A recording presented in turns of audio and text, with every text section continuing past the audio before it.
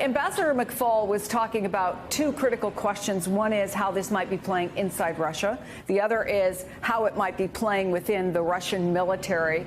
Do you have any insights into that or any new reporting based on your conversation since we last spoke? Well, I think this, what we're trying to figure out now is, was Prigozhin on this plane that went down? That went down very suspiciously. There is video of a plane, according to, and it seems to match with flight tracking data, that a plane took off. It reached over 20,000 feet, and then it suddenly stopped transmitting. And there is a video of a plane, allegedly this aircraft, plummeting from the sky, no control whatsoever, just dropping like a stone. Apparently, however, there was more than one plane flying in some sort of convoy. They were flying together, and the second plane is either coming into land or has landed. And apparently that second plane was also a Prigozhin plane, a Wagner plane. But according to the Russians, according to TASS, Prigozhin was on the first one, and that a number of bodies, not Prigozhin's body, but a number of bodies have been recovered, including one of the Wagner's top leaders, a second in command under Prigozhin. Although in Wagner there really was never a true second in command. This was really a Prigozhin outfit, a Prigozhin cult. There were other enablers, other very powerful figures, and one of them apparently was killed. Can I interrupt you right there? By just some because, chance, if Prigozhin I can, Richard, was on the second one. If I can, because Clint Watts was saying earlier he would find it very unusual that the two of them would be on the same plane. I don't know how much you know about how they traveled or whether they often traveled into different planes, whether that makes sense to you. But what can you tell us based on your experience and your coverage of the Wagner Group about that? It's obviously would not be a good idea. If you're planning a presidential trip, you wouldn't put all of your key leaders. The Secret Service would never do anything like that on one plane. You would try and spread them out, spread out the risk. But Prigozhin was such a unique individual. He was such a strange character. He took enormous personal risks. He went to the battlefields in Ukraine himself. There were videos of him near Bakhmut, not in the trenches, but close to the front lines, putting himself clearly in harm's way. So his cavalier attitude towards security, I think, has to also be taken into account. Could he have been on the same plane with the second in command? Very likely, based on his personality, although that wouldn't have been a smart move. In terms of the reaction within Russia, so many Russians are afraid to react right now. It is not that we're discussing an open society where they can go out and express themselves or express their views on social media.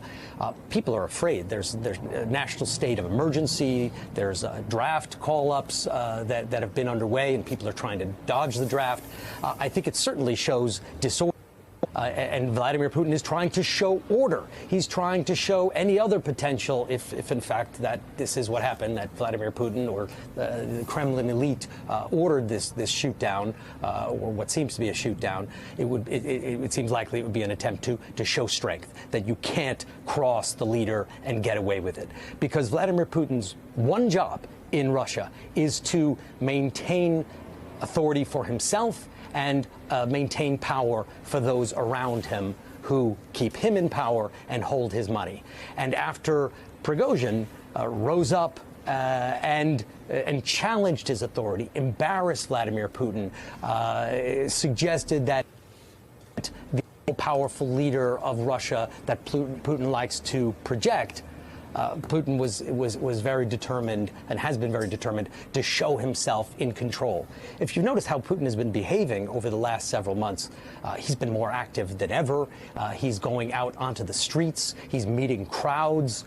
He's glad-handing people on the streets, choreographed, of course. He's greeting school children.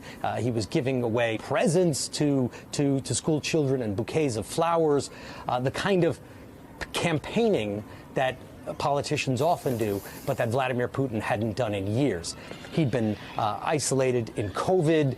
He had increasingly become estranged, only meeting a very small handful of people after putting them in quarantine. And some have suggested that it was because of his COVID isolation that he lost track of the inner circle, that he didn't realize how powerful Prigozhin had become and how angry Prigozhin was about the lack of progress in the war in Ukraine and how he and his men were being treated, that Putin took his eye off the ball and now, it seems, is going out of his way to reassert his authority.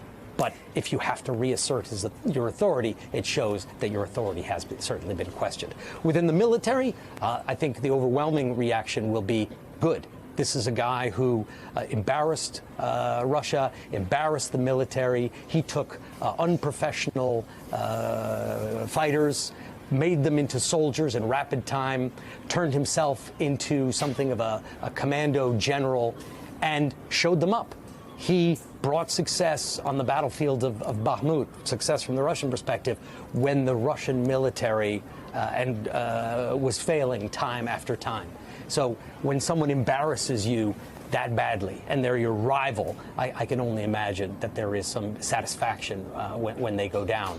But he did have some supporters, and I think that is why a lot of us expected that this kind of thing was going to happen to Yevgeny Prigozhin, that it was a matter of time, that all of Putin's enemies and challengers meet a fate like this. They get poisoned, they get pushed out of windows, they go down in plane crashes. But it was clear that he couldn't do it immediately. He couldn't do it right as the mutiny was happening because he didn't understand what was going on. If you remember, as this mutiny was taking place, Putin went silent for about 12 hours. He was trying to figure out what was happening. Why are these men marching toward Moscow? Who else is in on it? Is this a full-blown military plot? And then what about all of Prigozhin's money? What about the empire? What about all of his Africa connections? So once all of that got sorted out and Putin was able to figure out, and the Russian intelligence agencies were able to figure out who else may have been involved and how to control Prigozhin's empire, then it seems that his usefulness ran out, and it was time for Putin to try and reestablish himself as the undisputed boss. Richard Engel, thank you so much. Your expertise on this is invaluable.